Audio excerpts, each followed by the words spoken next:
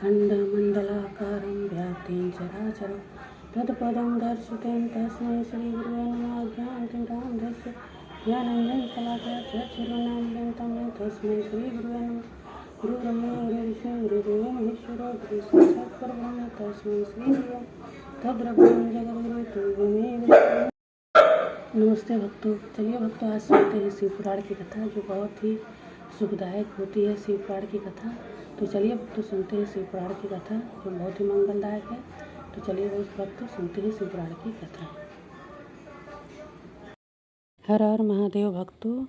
प्रथम ज्योतिर्लिंग सोमनाथ ज्योतिर्लिंग की कथा आप सुने।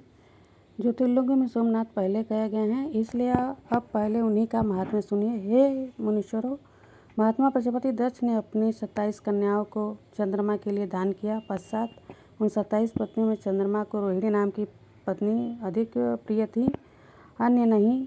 तब रोहिणी को छोड़कर अन्य कन्याएं दुख पाकर अपने पिता दक्ष की शरण में गईं और जाकर जो दुख कहा पिता से कह सुनाया।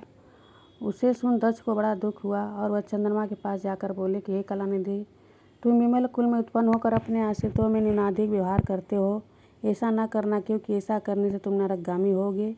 शिव माया से हुए चंद्र में उनकी बातों पर कुछ भी ध्यान न दिया और बलवान भावी के बस रोहिणी में आसक्त रहकर अन्य किसी का आदर न किया। तब कन्याओं के तिरस्कार का समाचार सुन दक्ष जी फिर दुखित भाव से चंद्रमा को क्षय होने का शाप दे दिए। चंद्रमा की क्षीणता से हाहाकार मच गया। इंद्रादिक देवता और वशिष्ठ आदि ऋषि ब्रह्मा की शरण में गए। ब्रह्मा जी ने कहा कि अब चंद्रमा यदि देवताओं को साथ ले प्रभास क्षेत्र में जाकर महामृत्युंजय के विधान से शिव जी की आराधना करे तो क्षय से रहित हो सकते हैं, अन्य उपाय नहीं है। तब देवता चंद्रमा को साथ ले प्रभास क्षेत्र में जाकर शिवार्चन करने लगे। चंद्रमा ने वहां रहकर निरंतर 6 मास तक जप किया।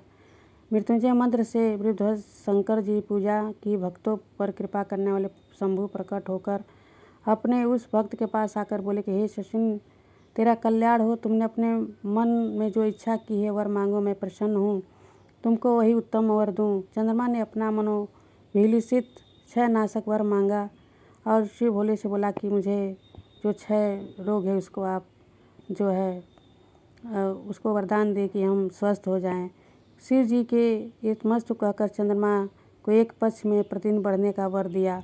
यह सुनकर देवता और ऋषि प्रसन्न हो शीघ्र ही वहाँ आए और चंद्रमा को आशीर्वाद दे हाथ जोड़ प्रणाम कर शिव जी से आदरपूर्वक बोले कि हे देव देव महादेव, अब आप पार्वती सहित यहाँ निवास करें।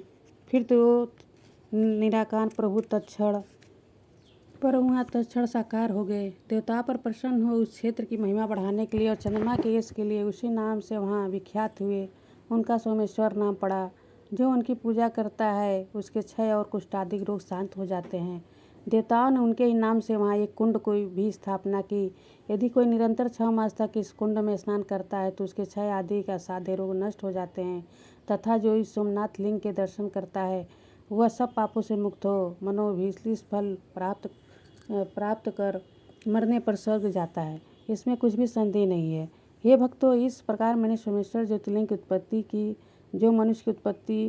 जो मनुष्य इनकी उत्पत्ति को सुनता है, सोमनाथ की उत्पत्ति को सुनता है, उनकी सब कामनाएं पूर्ण हो जाती हैं, वह सब पापों से मुक्त हो जाते हैं। बोलिए हर हर महादेव। मिलते हैं भक्तों अगले वीडियो में।